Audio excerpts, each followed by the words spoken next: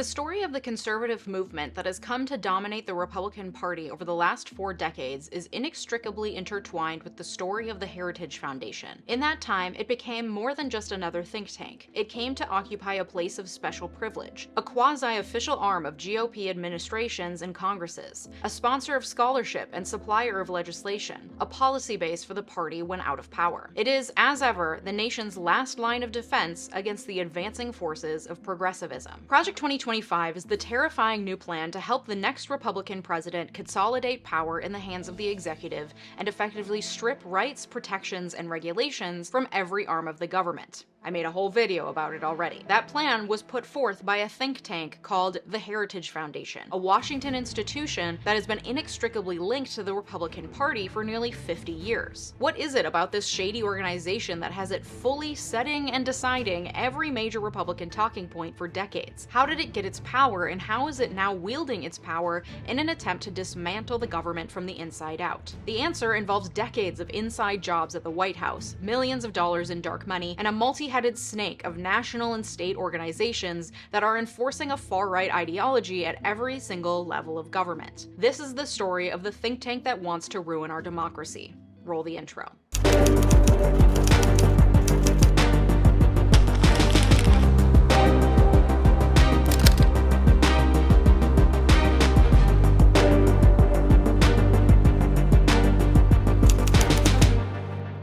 Let me thank my partner on today's video, 𝗬𝗑𝗪𝗏𝗧. Not to bring, but I get a lot of compliments about my glasses, and they are from 𝗬𝗑𝗪𝗏𝗧. I've been buying glasses from 𝗬𝗑𝗪𝗏𝗧 for years and years at this point. 𝗬𝗑𝗪𝗏𝗧 is committed to providing exceptional vision care online and in stores. They offer eyeglasses, sunglasses, eye exams, and contact lenses. Okay, they also have options like blue light filtering lenses. That's what I always get because we stare at screens too much, at least I do, all day long. And I've noticed that I get fewer headaches from switching to blue light filtering glasses. And their glasses start at $95, including prescription lenses. And you can try 𝗬𝗑𝗪𝗏𝗧's free home try-on program. Order 5 pairs of glasses to try on at home for free for 5 days. There's no obligation to buy, and the try-on glasses ship free and include a prepaid return shipping label. You can try 5 pairs of glasses at home for free by going to 𝗬𝗑𝗪𝗏𝗧.com/Leeja, which is exactly what I did, and I am on the hunt for some clear frames, some translucent frames. So let's try them on, shall we? These are the Chamberlain Extra Wide in Crystal. Okay. These are the Jillian Wide in Nutmeg Crystal. By the way, a lot of these have different widths you can choose from. I got a wide face, so I go for the wide boys, all right? I like the brown tinge to these. These are the Percy's, also in crystal. Oh, these are kind of nerdy and fun. These are the Durand Extra Wide in Rosewater. Ooh, I like these. It goes with my lips. And these are the Drew Wide in Rosewater. Ooh, this is the tough decision. Vote in the comments, which one should I get? And now with 𝗬𝗑𝗪𝗏𝗧, you can save 15% when you buy 2 or more pairs of glasses or sunglasses today. If you prefer shopping in real life, 𝗬𝗑𝗪𝗏𝗧 has 190 retail locations throughout the United States. Go to 𝗬𝗑𝗪𝗏𝗧.com/Leeja to order your free home try-on kit today. The conservative goals of the Heritage Foundation have been sweeping from the very start. The Heritage Foundation was founded in 1973 during the Nixon administration by 31-year-old Senate aide Paul Weyrich, along with 28-year-old analyst Edwin Fulner. The two saw the ineffectiveness of how other think tanks in Washington worked, the ones that prided themselves on nonpartisanship and did not outwardly attempt to influence policy with their work, but instead to simply inform it. To Weyrich and Fulner, this approach didn't make sense. It meant that Congress was making decisions based on long-winded academic reports that often no one even read. They saw an opportunity, one that would allow them to use the academic stature of a think tank to actually influence Congress and enact real change in the conservative direction that they thought the country should be heading in. Their new think tank would de-emphasize the long reports and instead concentrate its research on what they called short backgrounders that could be handed off to congressmen on their way to the floor to vote. This think tank would run like a well-oiled business machine by creating timely, concise studies and aggressively marketing them to Congress, policymakers, and and the media. It was an approach that highly academic think tanks weren't taking at the time, and it paid off. 𝗬𝗏rich and 𝗦𝗨 pitched their idea to Joseph 𝗑𝗏s, grandson of the 𝗑𝗏s dynasty, who was politically motivated and on a hunt for a conservative institution to invest in, one that would further his political interests in Washington. He found that in the Heritage Foundation and gave 𝗬𝗏rich and 𝗦𝗨 the $250,000 they needed to kick off the whole operation, continuing to donate to the institution for years. And it was through the Heritage Foundation that 𝗬𝗏rich and 𝗦𝗨 would build their careers. 𝗬𝗏rich would go on to be highly influential in the far-right and religious right conservative movements, founding the American Legislative Exchange Council, or ALEC, which has been behind model legislation for decades, most recently attempting to ban gender-affirming care from sea to shining sea. 𝗬𝗏rich also coined the term moral majority and co-founded the far-right Christian nationalist group of the same name in 1979 with Jerry Falwell. And 𝗦𝗨 would go on to be the president of the Heritage Foundation for nearly 40 years, growing it from a small fledgling think tank in the 70s to a staple in the conservative movement, wielding special power and over $80 million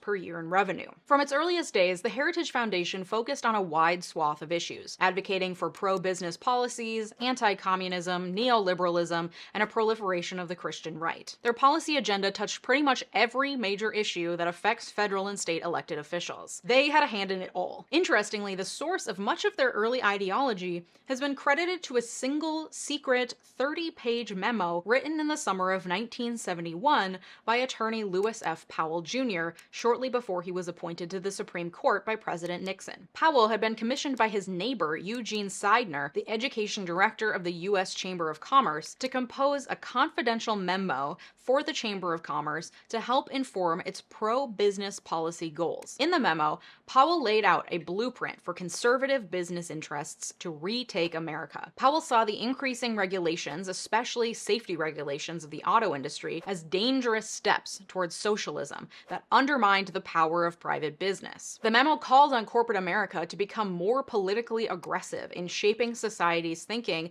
about business, government, politics, and law in the United States. Before becoming a Supreme Court justice, Powell had no judicial experience. Instead, he was a corporate attorney and director on the board of Philip Morris for decades. During that time, he was a champion of the tobacco industry, arguing that Big Tobacco's First Amendment rights were infringed when the media didn't take their bogus cancer studies seriously. Powell lamented the rise of FDR's New Deal and idealized what he saw as a minimally government-regulated industrial America before the Great Depression, what he saw as the heyday of American industrialism. You know, back before those pesky regulations that kept workers safe and required companies to make sure their products didn't kill their customers. He urged the conservative establishment to purge left-wing elements from textbooks, television, and media, and to fund neoliberal scholars so that they could push books, papers, popular magazines, and scholarly journals to further influence public opinion in favor of neoliberal business interests. This little memo was leaked a year later and inspired a movement. It has been credited with creating the blueprint for the rise of the American conservative movement. It inspired wealthy heirs and industrialists to create private charitable foundations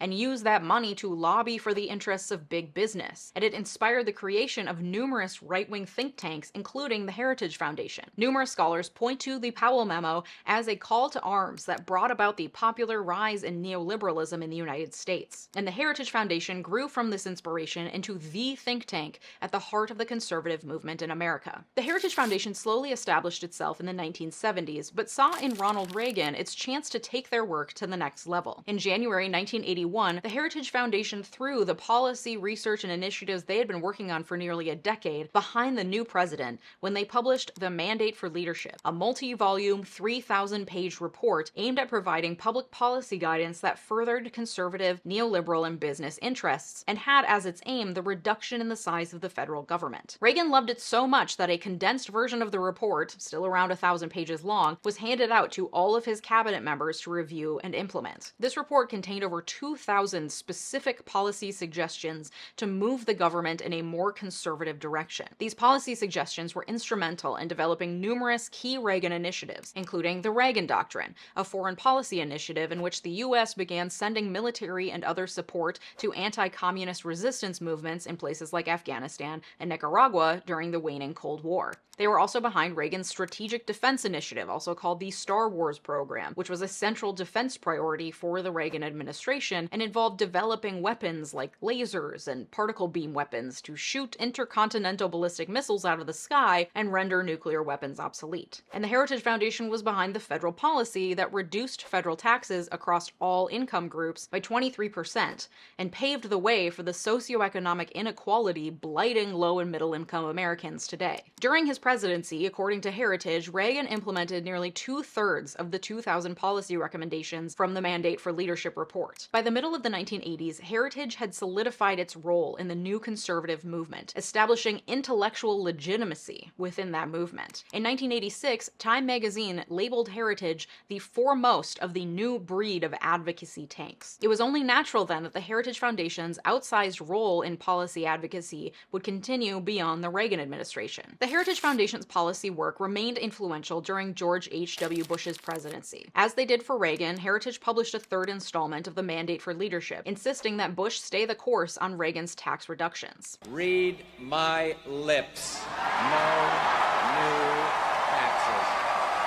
Heritage was also instrumental in Bush's post-Soviet foreign policy, acting as a leading proponent of Operation Desert Storm to liberate Kuwait from Saddam Hussein's 1990 invasion and occupation. Bush later abandoned his tax promises during federal budget negotiations in 1990. A Heritage analyst publicly warned, if Bush expects to keep the support of the people who put him in office, he must read their lips. They're saying, Mr. President, keep your promise. No new taxes. Bush lost his re-election campaign 2 years later. Despite the Republican loss and a new Democratic president in office, the Heritage Foundation continued to grow its influence throughout the 1990s and was instrumental in a number of Clinton initiatives. Clinton, while technically a Democrat, was a centrist who was tough on crime, a new kind of Democrat after the failure of Carter and 12 years of Republican presidents. During his first year in office, Clinton went against most of his fellow Democrats in Congress and many major labor unions when he successfully lobbied Congress to ratify the North American Free Trade Agreement, a Heritage-supported priority since the 1980s. In 1994, Newt Gingrich, then the minority whip of the House of Representatives, helped write the Contract with America, a detailed list of actions the Republicans promised to take if they took the House of Representatives in the 1994 midterm elections. The Contract with America is credited with winning landslide victories for Republicans in those 1994 midterms, flipping both the Senate and the House of Representatives to Republicans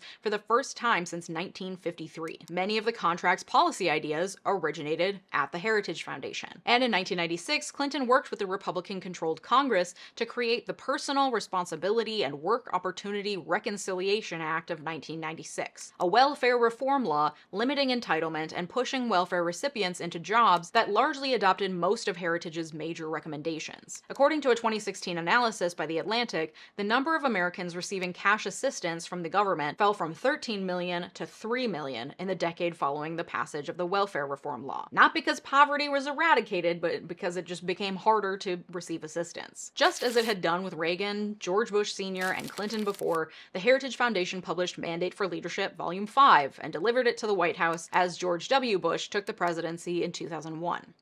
After the 9/11 attacks, Heritage supported the wars in Afghanistan and Iraq. Some argue they undermined the widespread opposition to the war from reputable international relations scholars and experts through the proliferation of Heritage-backed scholarship written by Heritage-vetted experts, undermining the persuasive effect of academic and expert criticism of the wars. Heritage also defended the Bush administration's detention and interrogation tactics of suspected terrorists at Guantanamo Bay, practices that were roundly criticized by humanitarian experts at the time. However, during the Bush administration, Heritage's influence waned. By 2005, what was once a robust 1,000-page publication of the Mandate for Leadership at the beginning of each term turned into a CliffsNotes version of the publication of the Mandate for Leadership Volume 6, which was a measly 156 pages long. Infighting within the organization, public flip-flopping on issues, and a proliferation of think tanks in Washington led to the organization's decreased influence. With more think tanks came more competition for funding, requiring think tanks to increasingly kowtow to the whims of their wealthy benefactors, leading to what some saw as the degradation of scholarly work and integrity at Heritage. By the time Obama took the White House, no Mandate for Leadership hit his desk. A 2013 article in The Atlantic titled "The Fall of the Heritage Foundation and the Death of Republican Ideas" painted a bleak picture about the state of the Republican Party at the time, saying, "Today, prominent Republicans publicly worry that they're becoming the stupid party, and blaming the new, highly political and increasingly radical Heritage Foundation for undermining the authority of conservative academic thought. Much of this stemmed from the Affordable Care Act, Obama's main focus during his first term. Heritage pushed Republican leaders to battle against the ACA by pulling their funding bill in 2010 and forcing a government shutdown, a move that many Republicans saw as throwing conservative leaders under the bus and making them look bad just so Heritage could hold its hardline stance and appeal to its own donors. Indeed, in 2010, the Heritage Foundation founded Heritage Action as a sister lobbying organization to expand Heritage's reach in Washington and increase influence over policy. By leaning into more far-right policy after 2010, Heritage alienated its Republican base in favor of appealing to wealthy Tea Party donors who wanted more political skin in the game as a backlash to the election of Obama, a person they saw as antithetical to the conservative way of life. But it turns out that Heritage was simply ahead of the curve. When the Heritage Foundation was founded in the 1970s, founder Edwin Fulner was interested in pushing against what he saw as the liberal establishment set in place in Washington, especially after the Civil Rights Movement. His dream was for his counter-establishment movement to become the establishment. Things weren't looking great in 2012 when Obama easily won re-election and numerous Republicans pushed back against the hard right stance the activist arm of Heritage had taken, worried that it distanced the Republican Party from academic legitimacy. Then came presidential candidate Donald Trump. Trump as candidate was even too unacademic for the newly emboldened Heritage Foundation. The leader of Heritage Action, Michael Needham, participated in a Fox News panel in July 2015 and called Donald Trump a clown. And even as Trump gained momentum in the polls, senior staff members at Heritage resisted the idea of embracing him, arguing that it would damage their reputation. However, Heritage Foundation president Jim DeMint, the one who had led the charge against the ACA and pushed for more far-right policies in Washington, he saw an in with Trump. In Trump, he saw a man who was looking for complete loyalty. To him, Trump's political views were less important than his approach to hiring. DeMint saw an opportunity to guide Trump, a relative Washington outsider, to bring in trusted conservatives who supported a heritage agenda. According to former President Edwin Fulner, Trump had even more promise than Reagan did, saying, number one, he did clearly want to make very significant changes, and number two, his view on so many things were not particularly well formed. And so if he somehow pulled the election off, we thought, wow, we could really make a difference. And this loyalty to Trump during his campaign and after he won the election paid off, when Heritage was able to play an outsized role in helping him transition to the presidency. A major task the future president must handle before entering the White House is staffing the over 4,000 different presidentially appointed governmental positions. Think tanks, including Heritage, have historically played a role in that staffing, with many prominent think tank staffers going on to be appointed to governmental positions. Of Heritage, one CNN reporter noted that no other Washington institution has that kind of footprint in the transition. This was largely due to the fact that most other think tanks and intellectuals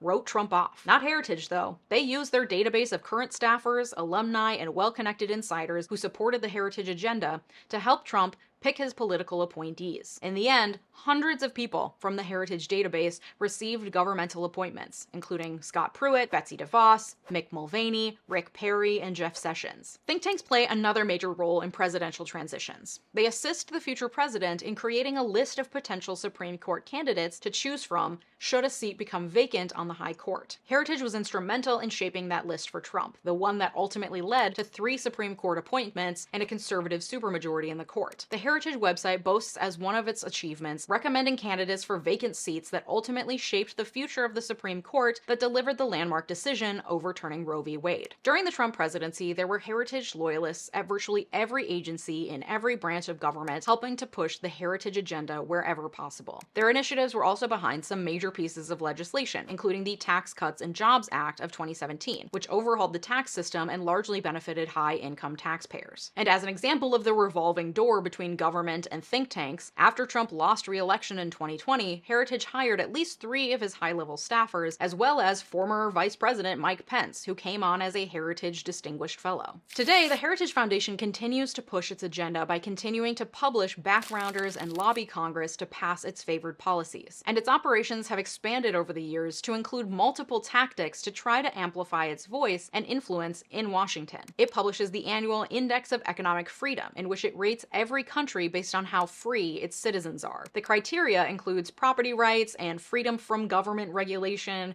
barriers to international trade, income and corporate taxes, banking restrictions, and labor regulations. The report doesn't really mean anything, but it does push Heritage's point of view of what constitutes freedom, and it gives it a list to point to say, look, the United States is falling behind. We need to be more free. It also publishes its annual Index of Dependence, which rates federal government programs in areas like housing, healthcare, welfare, and higher education that, according to Heritage, constrain private sector alternatives and increase the dependence that individuals have on the government. Again, it doesn't really mean anything. It just gives Heritage an opportunity to frame the issue in a way that makes it look academic and also alarming. Numerous people have criticized the report, saying that the number of Americans dependent on the government has remained generally stable since the 1980s, with small increases attributable to the Great Recession and to an aging population with more retirees. Heritage also compiles a legislative scorecard for every session of Congress and has done so since 2011. The scorecard assigns a percentage grade to every lawmaker based on how supportive they are of the Heritage agenda, with members like Lindsey Graham and Lauren Boebert receiving a 100% score. Happy to say, Matt Gaetz and Marjorie Taylor Greene surprisingly only score in the low 80s. I'm happy to say my congresspeople have all scored 0%, though they do make it really easy to contact lawmakers on the website and give you specific scripts to use to call and support Heritage talking points. And that's the whole plan.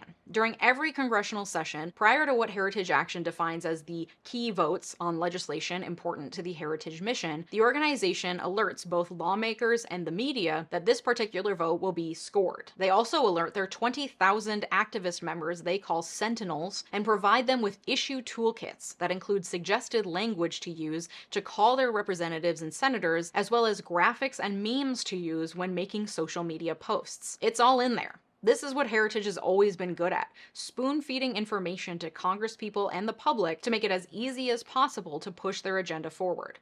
And they do it really well, better than any liberal think tank I can think of. This is where not only Republican congresspeople, but also random Twitter users and right-wing TikTokers get their talking points, spoon-fed to them by the Heritage Foundation. Zero brain power necessary. This is a well-oiled machine, and it should be taken very seriously. One of the reasons behind their ability to successfully orchestrate all of this work is because they have tons and tons of dark money flowing in every year. We talked about the influence of dark money on politics in a previous video, and it's no different with think tanks and the Heritage Foundation in particular. Heritage is a non-profit organization. As such, it does not have to report who its donations come from. We do have some numbers though. In 2018, Heritage reported over $81 million in revenue. Salaries were its largest expense at $37.9 million, with about $1 million of that going just to the president of the organization in annual salary. Heritage reported $250 million in net assets in 2018. The Charles G. Koch Charitable Foundation gave $200,000 in 2018. Between 1998 and 2018, the DeVos Urban Leadership Initiative gave $13.3 million.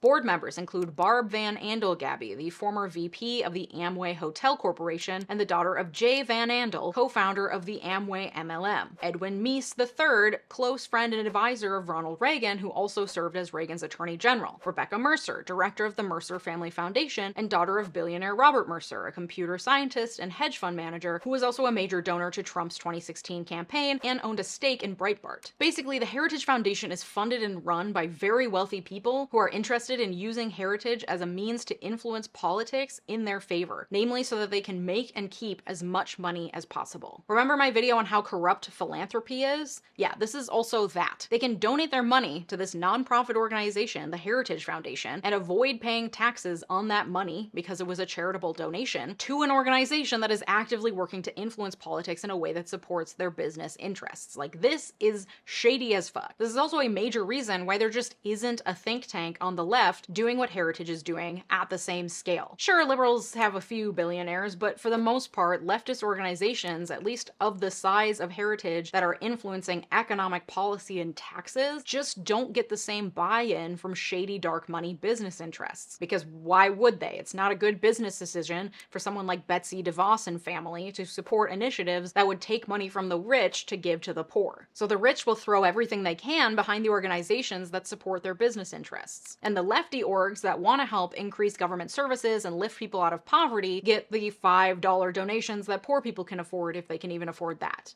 You can't really build a movement off of that. And these dark money business interests have built a movement. It's not just the Heritage Foundation. Heritage is an associate member of what's called the State Policy Network, a network of conservative and libertarian organizations that work at every single level of government in every single state in the union. State Policy Network, itself a nonprofit organization, acts as a conduit, bringing together all of these smaller organizations to meet and share ideas. And it also trains member think tanks on fundraising, running nonprofits, and communicating ideas. They offer a catalog of ready-made policy projects that state-level groups and think tanks can build on, so even small local orgs can benefit from well-organized and easily digestible talking points to push conservative initiatives at local school boards, in local town hall meetings, and at local elections in every state in the nation. The State Policy Network is where they get their talking points and their training, and the State Policy Network is funded by the Koch brothers, Philip Morris, and other corporate sources, because again, it is in their best business interests not only to give money to get the tax write-off, but to give money to the State Policy Network so it helps organizations push pro-business policies at every level of government. And it was founded in 1992 by Thomas Rowe, who was a member of the board of trustees of the Heritage Foundation. We just don't have anything like this in leftist organizing, not at this size or with this amount of capital flowing in. This is where politicians get their talking points so they can create a united front against policies or in favor of policies, one that's so convincing because it's so coordinated, so they don't need facts or data on their side. And when they have Fox News and social media as a mouthpiece to deliver this messaging to their constituents, you have a recipe for a movement that can get someone like Donald Trump elected president. Of course, that movement didn't work in 2020, largely because a lot of the policies that rich conservatives want to push are incredibly unpopular with the public at large. I said this in my video on Project 2025, but I'll say it again. 71% of Americans support same-sex marriage. 85% of Americans believe abortion should be legal under at least certain circumstances, and only 13% say it should be illegal under all circumstances. 69% of Americans believe that the US should take steps to become carbon neutral by 2050. The number of adults in the US who identify as Christian has fallen by 25% since the 1990s. But that also is a problem, because now these rich conservatives want things that aren't electable. So they have to use other tactics. They have to fearmonger, and they have to create something like Project 2025, which is like the mandate for leadership but on steroids, to concentrate as much power as possible in the hands of the president so that they can get their policies through no matter what the majority of Americans want. Because thanks to the Electoral College, they still have a shot at getting a Republican president in, even if the majority of Americans vote for the Democrat. That's their window, their sliver of opportunity to remove power from agencies, to limit checks and balances, so that their president can then push policy that favors the rich. Democracy be damned. The solution to this is that we need to get dark money out of politics. We need reform on who and what can influence our congressional representatives. And we have to get representatives in that believe in regulating themselves. And to do this, you gotta fucking vote. And you have to make sure the Republican does not win the presidency in 2024. I know some of you don't want to be told to vote.